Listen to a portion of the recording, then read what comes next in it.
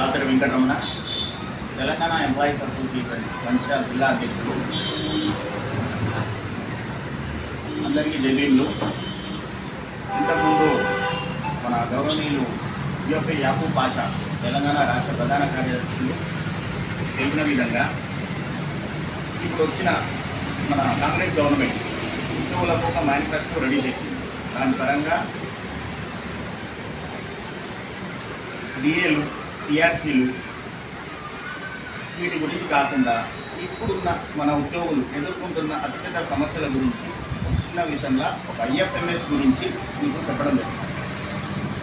మన ఉద్యోగులు as per treasury and financial code ప్రకారం ట్రెజరీలో బిల్లులు అయిన వెంటనే అవి బిల్లులు బ్యాంకుకు వెళ్ళేవి.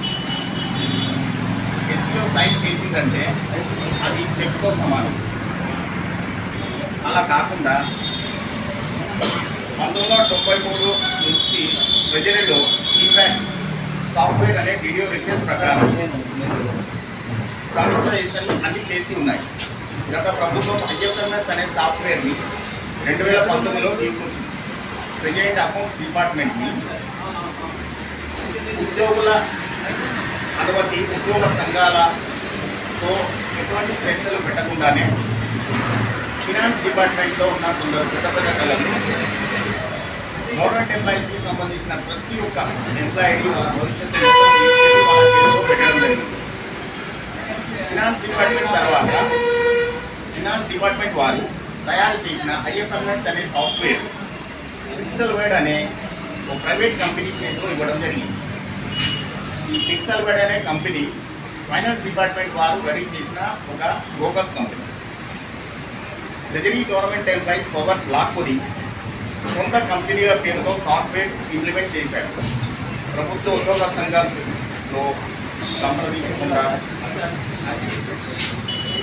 ఐఎఫ్ఎంఎస్ ఈ పిక్సెల్వేడ్ అనే సాఫ్ట్వేర్ కంపెనీ చేతుల్లో ఎంప్లాయీస్ డేటాతో పాటు ఎంప్లాయీస్కి తెలియకుండా అండ్ గవర్నమెంట్ జీవో ఎలాంటిది ఇవ్వకుండానే వాళ్ళ భవిష్యత్తు, వాళ్ళకు కావాల్సిన డేటా మొత్తం ప్రైవేట్ సంస్థలకు ఇవ్వడం జరిగింది. గత ప్రభుత్వం ఐఎఫ్ఎంఎస్ బిల్లు ఒకసారి మనం ఆన్లైన్ చేసిన వెంటనే టోకన్ ఇష్యూ అవుతుంది. ఆ టోకన్ అనేది మళ్ళీ అవైటింగ్ ఫర్ గవర్నమెంట్ అప్రూవల్ అని ఆ బిల్లు పాస్ అవడానికి 12 నుంచి 15 నెలలు పడుతుంది. దీనివల్ల ఉద్యోగులు జీపీఎఫ్ కానీ, సరెండర్ లీవ్ కానీ, మెడికల్ రీయింబర్స్మెంట్ కానీ, రిటైర్మెంట్ అయిన వాళ్ళ పెన్షనర్స్ కానీ ఇన్ టైంలో జీతాలు ఈ పెన్షనర్స్ రాక చాలా ఇబ్బందులకు గురవుతున్నారు.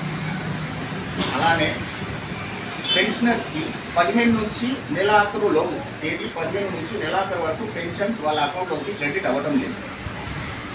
అలాగని ఎంప్లాయీస్ దాదాపుగా ఒక 5 సంవత్సరాల కిందట అప్స్టాండింగ్ ఉన్న క్యాండిడేట్ ఒక ఎంప్లాయీ, ఆ ఎంప్లాయీకి జీతభత్యము తక్కువ రేట్లో ఉంది. ఇప్పుడున్న ఐఎఫ్ఎంఎస్లో అలాంటి సిస్టమ్ లేదు. వాళ్ళకు జీతాలు లేక 5-6 సంవత్సరాలుగా ఊడిగం చేస్తున్నారు. వాళ్ళ జీతాలు ఇంతవరకు రాలేదు. అలాగనే ఈ ఐఎఫ్ఎంఎస్ తీసేసి వీడియో రిక్వెస్ట్ అనే పాత ఇంపాక్ట్ సాఫ్ట్వేర్ని మొదలు పెట్టాలని ప్రభుత్వాన్ని కోరడం.